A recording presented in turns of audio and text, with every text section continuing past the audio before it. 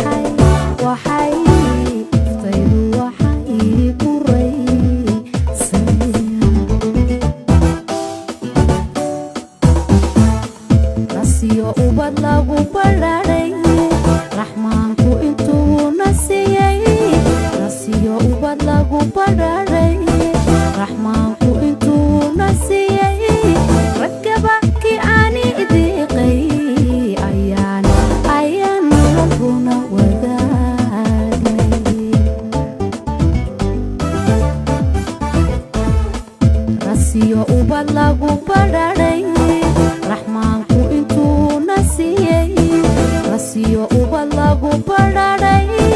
raxmaanku intuu na siiyey raggaba kii aani ideeqay ayaan noloshuna wadaagnay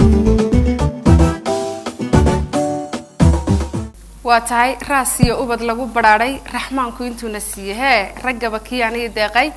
ayaan nolol runa wadaagnay heestaasi aad ku macaan ay noogu luuqeynaysay Princess Tahil aad baad u mahadsan tahay